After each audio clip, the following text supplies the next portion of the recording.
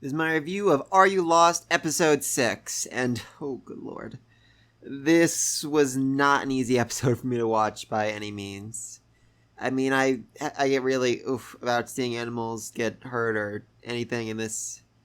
Oh god, it was bad. It was so bad. But I really did like how they gave each character their own role to play in this episode. I've seen other series with semi-large cast. I'm going to call 4 semi-large cast here.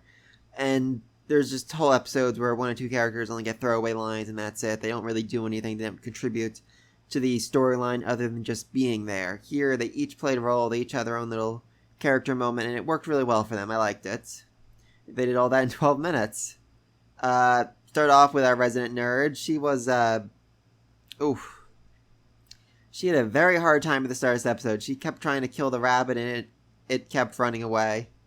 Which, makes sense. Did not want to die, obviously, but she felt bad about not being able to do that, and so when it came to cleaning the carcass, oh, good lord, that was so bad, so awful, but, I gotta applaud her for actually going through and being able to do all that herself. I could not, even if I was starving, even if I was about to die, I don't think I could do that. It was bad.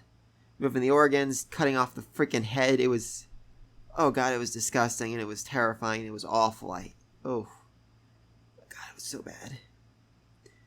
But she didn't just give up there. She didn't just say, I'm going to remove the organs and call it quits. She said, I'm going to prepare this entire meat myself because I need to prove my worth. I need to contribute. If you don't work, you don't eat.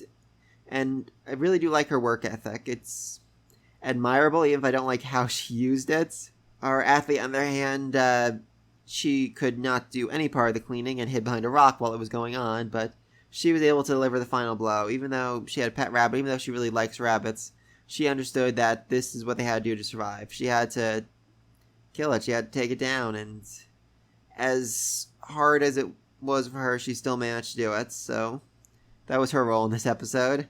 Our rich girl, and yes, we've confirmed 100% she is in fact rich when she's talking about trips to Paris with her family, which, oh my god, yeah, definitely rich there. She was basically a chef this episode, explaining how they were going to cook, what they were going to use, the ingredients, all that. I mean, she started off saying, oh, we're going to make French cuisine. I know this great restaurant where we did all this. And I'm just watching her like, yeah, that is not going to happen. But they managed to put together something that was fairly delicious, they said. Of course, they were starving, so that certainly helped with any food.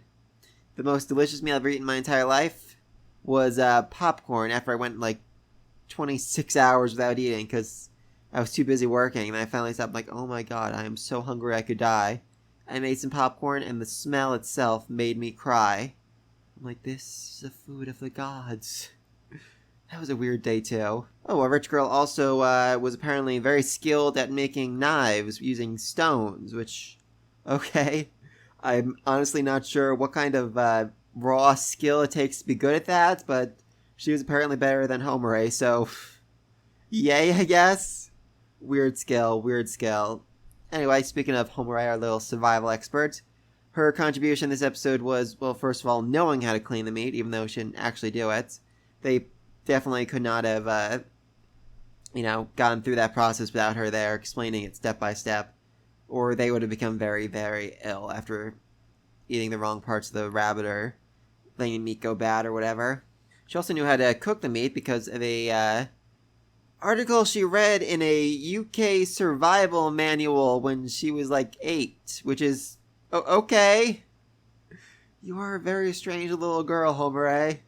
Someone commented her father was a U.S. or some kind of special forces officer, so yeah, that makes a lot of sense why she'd be reading that kind of magazine. God, I really want to see more of her father. I'm honestly not sure if he's alive right now, but I could certainly see him, piloting a helicopter to come search for them or something. That'd be an interesting way to end the series.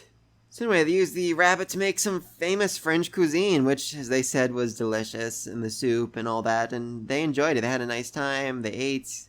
Unfortunately, they didn't actually save enough meat to, smoke it, so they'd have something to eat the next day, which means they killed this rabbit for one day's meal, which, yeah, I feel like they're eventually going to run out of food on this island. I mean, it's a fairly big island. I'm sure they haven't even explored. That's actually going to be the next episode, exploring the island, which, yeah, somehow they haven't actually done any real searching except in the main area around them, I guess. But, you know what? Whatever. So I'm sure there's enough, rabbits or fish or wherever to survive them for quite a while, but I do feel like they're going to eat more than the island can repopulate.